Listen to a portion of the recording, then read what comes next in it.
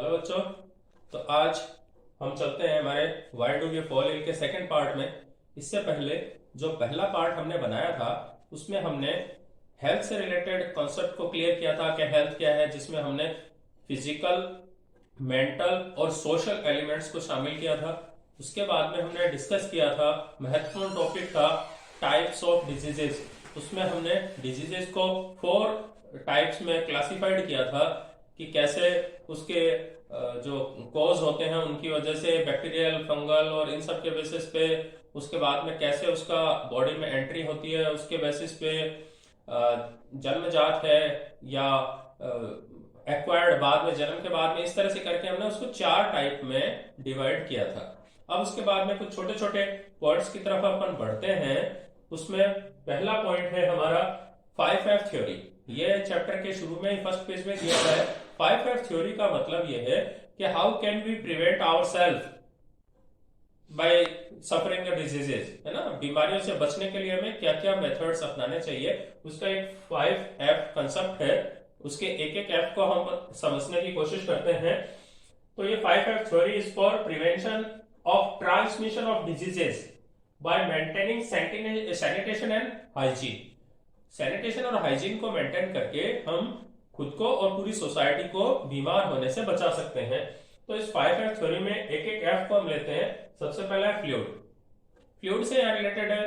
देखिए, वाटर जो है वो हमारे लाइफ से डायरेक्टली जुड़ा हुआ है ना। पानी हम पीते हैं, हमारे जो खाने पीने की चीजें होती है वो सब पानी में ही तैयार होती है, या कहीं ना कहीं उसमें पानी का एक जो है प्रेजेंस रहता है।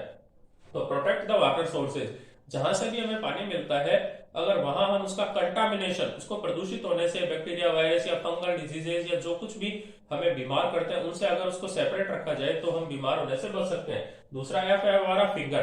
देखिए, बॉडी के ऊपर जो है स्किन एक तरह का प्रोटेक्शन है, एक कवच है जो अंदर बैक्टीरिया को जाने से रोकता है। हमारे कुछ एक ही पार्ट ऐसे हैं, ओपन है, जहां से हमारे बॉडी के अंदर एंट्री हो सकती है, जैसे माउथ से, नोज वगैरह के थ्रू।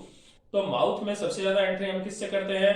हमारे हाथ से। खाने पीने की चीजें हम सब हाथ से खाते हैं। तो जो बैक्टीरिया हमारे हाथों के में लगेगा, खाने की चीज के लगेगा और फिर वो मुंह में पहुंच जाएगा, अंदर बॉडी के अंदर इंजेक्ट हो जाएगा एक तरह से।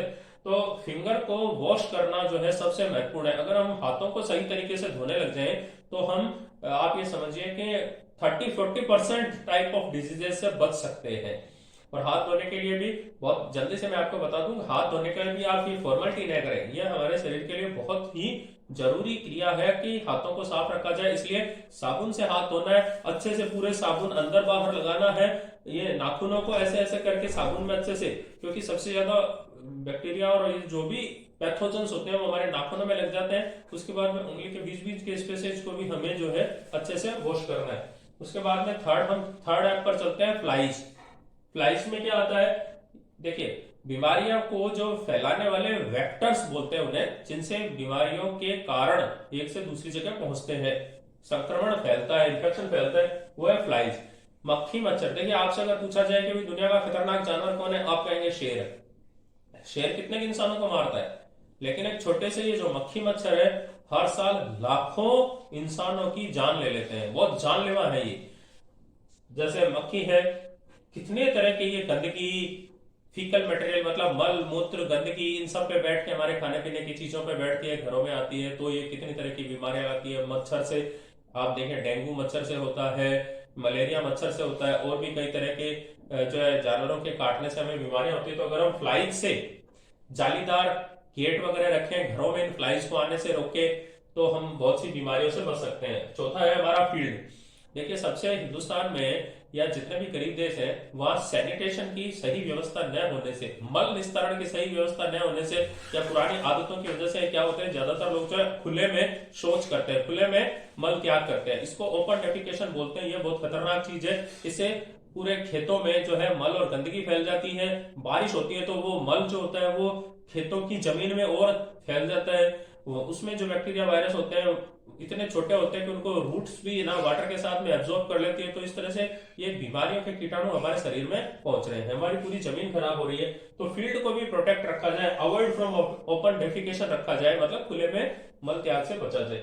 और पांचवा है फ्लड। देखिए, जहां जहां जिन हिंदुस्तान में ऐसे बहुत से क्षेत्र हैं जहां पे बाढ़ आती है, बाढ़ की वजह से क्या होता है कि जो नालियां और ड्रेनेज सिस्टम होता है जहां से मल मूत्र को बाहर निकाला जाता है वो सब घुल मिल जाता है। तो हमारे पानी के जितने स्रोत होते हैं नदियों में वो मानव मल और सारी गंदगियां जो है वो पहुंच जाती है, जिससे भी हम फिर बीमार होते हैं। हमारे पास इतने रिसोर्सेज नहीं है हम इतने बड़े लेवल पे उस पानी को बिल्कुल साफ कर सकें। अब उसके बाद में आ जाता है ये टॉपिक हुआ 5F थ्योरी का पूरा। इसको थोड़ा सा आप ध्यान रखें, एग्जाम में हो सकता है कभी पूछा जाए, सब्जेक्टिव टाइप के बड़े क्वेश्चंस में भी इसको पूछ सकते हैं। अब हम चलते हैं इन्फेक्शियस डिजीजेज। हालांकि हमने डिजीज की इससे पहले वाले पार्ट 1 में हमने डिजीज को थोड़ा डिस्कस किया था, लेकिन यहाँ पे बुक में कुछ डायग्राम्स के साथ में 4-5 इन्फेक्शियस डिजीज के बारे में बताया हुआ, तो हम उसको भी समझ लें। उस पर ऑब्जेक्टिव टाइप क्वेश्चन आ सकते हैं। तो पहला है सार्स। सार्स वायरस से होने वाली बीमारी है हमारे रेस्पिरेटरी, सांस को लंग्स में इसका इन्फेक्शन होता है। मैं सार्स की फुल फॉर्म बता दूं आपको, severe acute respiratory syndrome. Severe मतलब गंभीर, और जो रेस्पिरेटरी सिंड्रोम है मतलब हमारे श्वसन तंत्र को प्रभावित करने वाला ये एक लक्षण है सार्स। ठीक है, ये वायरस से होने वाला है। उसके बाद में हम चलते हैं स्टेफाइलोकोक्साई। स्टेफाइलोकोक्साई जो है ये एक बैक्टीरिया होता है, उसकी वजह से एक्ने होते हैं, हमारे जो चेहरे पर पिंपल्स वगैरह होते हैं वो इसकी वजह से होते हैं। तो ये भी इन्फेक्शियस है, हाथों के ओर के लगता है, फिर दूसरे जगह पे लगता है तो वहां पर भी ये हो जाता है, दूसरे व्यक्ति को भी हो सकता है। फिर है ट्रिप्नोसोमा। ट्रिप्नोसोमा जो है प्रोटोजोआ से होने वाली बीमारी है। यह एक कोशिकीय यूनिसेलुलर होते हैं, तो उनसे जो है ये स्लीपिंग सिकनेस की बीमारी होती है। स्लीपिंग सिकनेस में क्या होता है, अफ्रीका वगैरह में ज्यादा होता है, वहां पे एक मक्खी होती है जिसको हम टीसी मक्खी बोलते हैं। उस मक्खी के काटने से ये जो ट्रिप्नोसोमा ना होता है वो मानव के रक्त में पहुंच जाता है, और वहां पे ऐसे ये केमिकल्स प्रोड्यूस करता है जिसकी वजह से जो है बहुत ज्यादा नींद आती है, हर समय इंसान को सोने के बारे में लगा रहता है। फिर हम चलते हैं लेशमैनिया के बारे में। लेशमैनिया जो है वो भी प्रोटोजोआ है। उस लेशमैनिया से जो एक तरह का बुखार होता है उसको काला अजार बोलते हैं, ब्लैक फीवर, और उसकी वजह से जो है हमारे लीवर, स्प्लीन, बोन मैरो वगैरह बैडली इफेक्टेड होते हैं, और अगर इसका काला अजार का इलाज नहीं कराया जाए तो उससे डेथ भी हो सकती है। उसके बाद हम चलते हैं अगला इन्फेक्शियस है एस्केरिस लुम्ब्रिकॉइडिस। ये क्या होता है कि आपने देखा होगा छोटे बच्चों के पेट में कीड़े पड़ जाते हैं, है ना, लटें पड़ जाती हैं, और ये छोटी लट नहीं होती है, ये कई सेंटीमीटर तक लंबी हो सकती है। ठीक है, तो ये मिट्टी में होते हैं, इसके अंडे वगैरह, बच्चे मिट्टी में खेलते हैं, हाथ को मुंह में ले जाते हैं, उनके शरीर में पहुंच जाता है और उनकी शारीरिक और मानसिक विकास को बहुत बुरी तरह प्रभावित करते हैं। तो ये स्मॉल वर्म होता है और इंटेस्टाइन में ये जो है फैलता है। तो इसके बारे में हमने देखा कि ये 5 थोड़ा डायग्राम के साथ में था, तो डायग्राम इसलिए मैंने इनको 5 के बारे में आपको थोड़ा सा बताया है। अब इसके अगले टॉपिक पे चलेंगे, लेकिन इससे पहले अगर आप इसका स्क्रीनशॉट ले लें और उसको कॉपी वगैरह में नोट कर लें तो आपको बार बार लर्न करने में आसानी रहेगी। तो स्क्रीनशॉट ले लीजिए आप इसका। तो बच्चों अब हम आगे बढ़ते हैं हमारे टॉपिक की तरफ, वो है मीन्स ऑफ स्प्रेड, कि बीमारियां कैसे फैलती हैं, इंसानों तक कैसे फैलती हैं, अपने सोर्स तक कौन कौन इनको फैलाता है, तो उनके बारे में बात करते हैं। सबसे पहले थ्रू एयर। बहुत सारी डिजीजेज ऐसी होती हैं थ्रू एयर फैलती हैं। कैसे फैलती हैं? An infected person who spit, अगर वो थूकता है कहीं पे उसको छींक आती है, खांसी आती है ना, कफ बलगम के थ्रू। यहाँ इस डायग्राम से आप देख सकते हो कि जब भी कोई व्यक्ति खांसता है, छींकता है, तो उसके मुंह से बहुत स्मॉल ड्रॉपलेट्स ऑफ वाटर निकलते हैं, और उन्हीं में क्या होता है कि वो बैक्टीरिया, वायरस, जो भी माइक्रो ऑर्गेनिज्म है उसके थूक के साथ में या खांसी बलगम के साथ में बाहर आते हैं। उसमें कई तरह की ड्रॉपलेट्स होती हैं। देखिए जो हैवी ड्रॉपलेट्स होती हैं, भारी कण होते हैं, वो तो वहीं नीचे गिर जाते हैं, और जितने हल्के हल्के होते हैं वो कई मीटर तक, मतलब 5-7 मीटर तक की डिस्टेंस, 5-7 मीटर का मतलब आप समझ रहे हैं कम से कम 20 फीट, तो आप मान ही लीजिए 20 फीट तक जो है उसके पूरे उस सराउंडिंग एयर में फैल जाते हैं। तो अगर किसी कमरे में, अमूमन कमरे 15-20 फीट से के आसपास ही होते हैं जहां हम बैठते हैं या पढ़ते हैं थोड़ा, तो हम आप देखेंगे कि वहां एक व्यक्ति जो है कम से कम 20-25 फीट तक की दूरी के लोगों को इन्फेक्ट कर सकता है। इसीलिए कहा जाता है कि आप आजकल कोरोना और ये सब से चला है तो कि भी मास्क वियर करके रखें, खांसते वक्त या छींकते वक्त। पहले हम ये कहते थे ऐसे हाथ आगे लगा ले, लेकिन हाथ फिर इन्फेक्टेड हो जाएंगे, आप किसी चीज को छुओगे तो उसको इन्फेक्टेड कर दोगे। इसलिए आजकल एक चीज और ध्यान रखने की है कि आपको खांसी आती है या छींक वगैरह आती है तो आप इस तरह से यहाँ कोहनी पे करें, ताकि कम से कम वो यहीं रह जाएंगे और इस जगह का डायरेक्ट आपके मुंह वगैरह से टच भी ऐसे नहीं होता। हाथ पे ऐसे छू करेंगे तो हाथ में पूरा इन्फेक्टेड हो जाएगा और उससे आप दूसरे और लोगों को भी कर देंगे और इन्फेक्शन आपके भीतर ही रह जाएगा, बहुत सारी जगह पहुंच जाएगा। तो इसलिए ये ध्यान रखें, खांसते वक्त छींकते वक्त आजकल कोहनी को आगे करने के बारे में नई गाइडलाइंस आई हैं। अब हम चलते हैं थ्रू वाटर एंड फूड।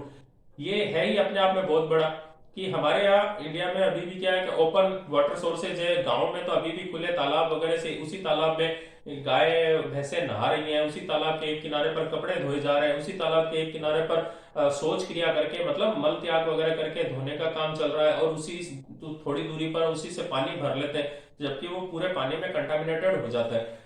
उसी तरह से फूड आप देखें, हमारे यहाँ बहुत खराब सिस्टम है कि बाजार में, स्टॉल्स में, मेलों में, इन सब में आप देखिए जो भी खाने पीने की चीजें होती है खुली पड़ी रहती हैं, उनको कहीं ढक के नहीं रखा जाता है। तो उसकी वजह से जितना bacteria, virus, microbes, protozoans, fungal infection हो सकता है, वो एक तरह से जब आप बाहर का कुछ भी खुले का खा रहे होते हैं तो आप ये समझिए करोड़ों नहीं अरबों की संख्या में आप बीमारी के कीटाणु अपने शरीर के अंदर ले जा रहे हैं।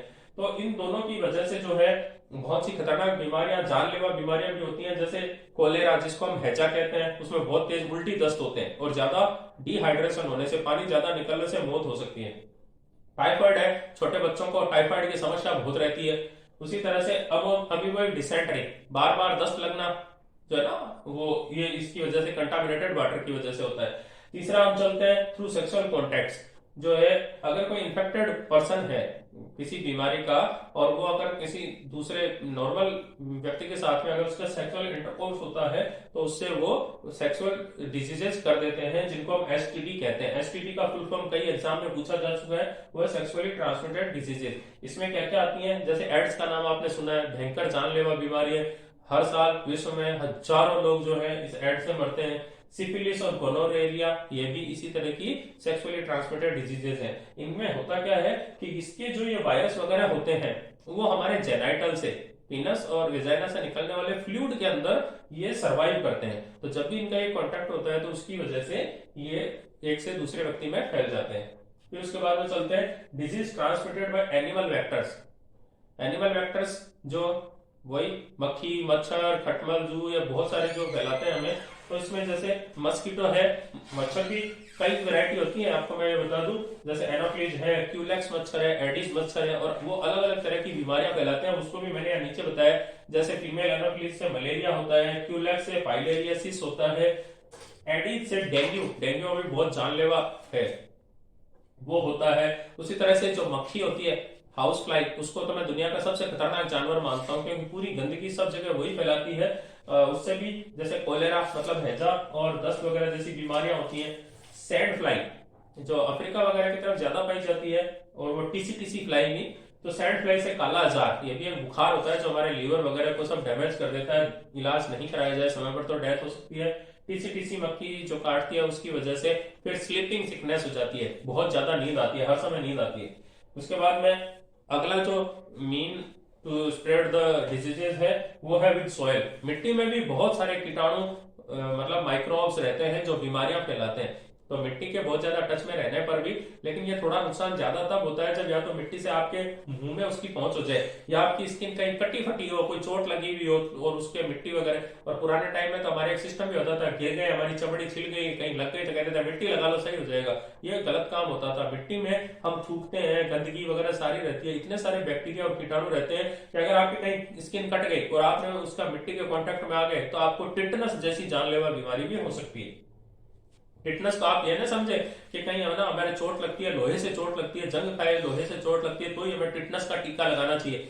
अगर आपकी स्किन कहीं कट गई, किसी भी चीज से चोट लगे, आपकी स्किन फट गई और अगर कहीं धूल मिट्टी वगैरह से कांटेक्ट होता है तो टिटनस की बीमारी हो सकती है। यह एक क्लस्ट्रोडियम टिटेनी नाम के उसका पैथोजन की वजह से होती है। अगला हम चलते हैं फॉर्मेट बोर्न डिजीजेस। देखिए फॉर्मेट बोर्न डिजीजेस में क्या होता है, जैसे साधारण रोजमर्रा की चीजें के जब आप बहुत सारे लोग टच में आते हैं, जैसे बसों के हैंडल, गेट, खिड़कियां हुई, आप किसी ऑफिस के, स्कूल्स के गेट, हैंडल, खिड़कियां हैं जिसको हजारों लोग छूते हैं, तो अगर कोई इन्फेक्टेड पर्सन छूता है तो वो वहां पे वो बैक्टीरिया वायरस से छोड़ जाता है, फिर हेल्दी पर्सन उसी हैंडल से गेट खोलता है या उसको काम में लेता है तो उसको भी वो डिजीज हो सकती है। कपड़ों की वजह से, बर्तनों की वजह से, जैसे आप शादी ब्याह में जाते हो तो एक इन्फेक्टेड पर्सन ने अगर उस बर्तन में खाया है और अगर आपने भी उसी में खा लिया है, एक ही स्टॉल से आप लोग खा रहे हैं, तो आपको भी ये बीमारी हो सकती है। तो इस तरह से अभी हमने देखा ये 6 तरह के जो है मीन्स ऑफ स्प्रेड के किस तरह से बीमारियां फैलती हैं। इसका भी आप स्क्रीनशॉट ले लीजिए, उसके बाद में हम अगले टॉपिक पे चलते हैं। बच्चों मुझे लग रहा है थोड़ा सा वीडियो लंबा हो रहा है, तो हम ऐसा करते हैं, इसको एक बार यहीं रोक देते हैं, इसको पार्ट सेकंड कंप्लीट कर देते हैं, और जब पार्ट थर्ड आएगा इसी का, how do we fall ill का, तो मैं कोशिश करूंगा कि पार्ट थर्ड में उसको पूरा कर दूं। ये चैप्टर लेंदी है, बड़ा है और हमारी जिंदगी से जुड़ा हुआ है, तो हमें सारी चीजें समझनी बहुत जरूरी है। तो मिलेंगे अब हम इसी के थर्ड पार्ट में। लेकिन अगर आपको वीडियो अच्छा लगा हो तो इसको लाइक, शेयर और सब्सक्राइब जरूर करें, ताकि ज्यादा से ज्यादा लोगों तक ये पहुंचे। ये फ्री में आपको पढ़ाया जा रहा है, एक अच्छी कोचिंग के जितना मटेरियल जो है आपको मिल रहा है, तो कम से कम इसको लाइक, सब्सक्राइब और शेयर जरूर करें। Thank you.